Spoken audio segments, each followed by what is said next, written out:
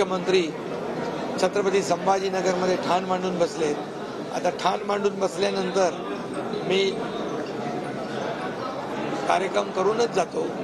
तो कार्यक्रम संभाजीनगरमध्ये ज्याचा कुणाचा व्हायचा तो होईल आणि संदीपान भुमरे महायुतीचे उमेदवार प्रचंड मताधिक्याने विजयी होतील आणि महायुतीचे सर्व पदाधिकारी कार्यकर्ते जोमाने शहरात ग्रामीण भागात काम करतायत।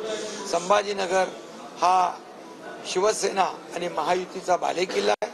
बाळासाहेबांचं प्रेम या छत्रपती संभाजीनगरवर होतं आणि छत्रपती संभाजीनगरचं बाळासाहेबांवर होतं। छत्रपती संभाजीनगर हे नाव व्हावं ही बाळासाहेबांची मनापासून इच्छा होती, परंतु 2.5 वर्ष ज्यांनी सरकार चालवलं, बाळासाहेबांचा वारसा सांगणारे, बाळासाहेबांचे आणखी काय काय संपत्तीचे वारस हे सांगणारे, जेव्हा ही मुवमेंट केली, सरकारमधून आम्ही बाहेर पडलो, तेव्हा घाई गडबडीमध्ये दाखवण्यासाठी हा संभाजीनगरचा नावाचा डाव रचला, परंतु तो बेकायदेशीर होता। त्यांच्याकडे मेजॉरिटी नव्हती, मेजॉरिटी आमच्याकडे होती, म्हणून आम्ही सरकार स्थापन केल्यानंतर हा निर्णय आम्ही घेतला आणि निर्णय घेऊन त्याचा पाठपुरावा केला, केंद्राकडे पाठवला आणि आज हायकोर्टाने त्याच्यावर शिक्कामोर्तब केलंय।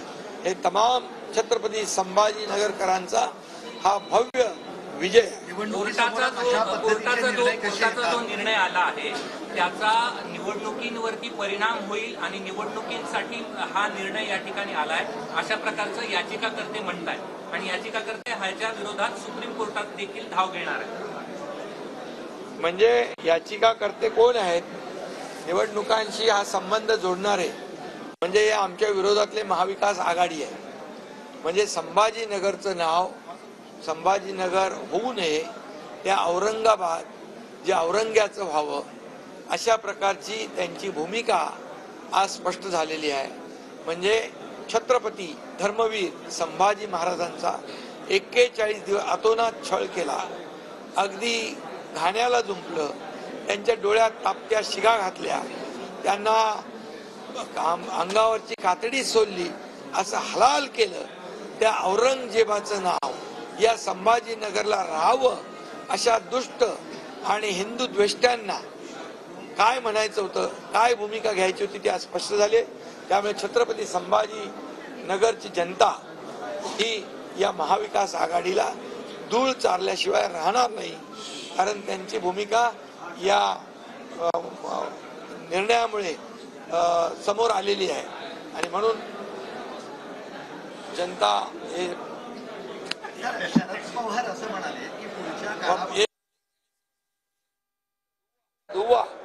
या निवडणुकीमध्ये संभाजीनगरमध्ये हे संभाजीनगरमधले सर्व मतदार उडवतील। शरद पवार असं म्हणाले छोटे पक्ष आहेत आगामी काळात काँग्रेसमध्ये विलीन होतील असं पाकिस्तान, म्हणजे ते स्वतःही विलीन होणार अशा पद्धतीचे संकेत मी काय म्हणावं? तसेच संकेत त्यांनी दिलेत असं म्हणावं। मला वाटतं आज त्यांची म्हणजे नेते आहेत, कारण पवार साहेब तर मोठे नेते आहेत, परंतु ते काही सूचक वक्तव्य करत असतात। आज खरं म्हणजे उभाटाची पण काँग्रेस झालेलीच आहे, कारण काँग्रेसची बोली बोलू लागलेली आहेत, पाकिस्तानची बोली बोलू लागल्यांच्या मांडीला लावून बसतायत। त्या हेमंत करकरे शहीद यांचा अपमान करतायत। तिकडे फारुख अब्दुल्ला म्हणतो पाकिस्तान बांगड्या भरल्यात का, पाकिस्तानकडे अणुबॉम्ब आहे आणि अशा लोकांच्या बरोबर गळ्यात गळे घालतात। त्यामुळे त्यांची काँग्रेस झालेलीच आहे। त्यामुळे आता फक्त एक अनौपचारिकता, काय म्हणतो त्याला आपण,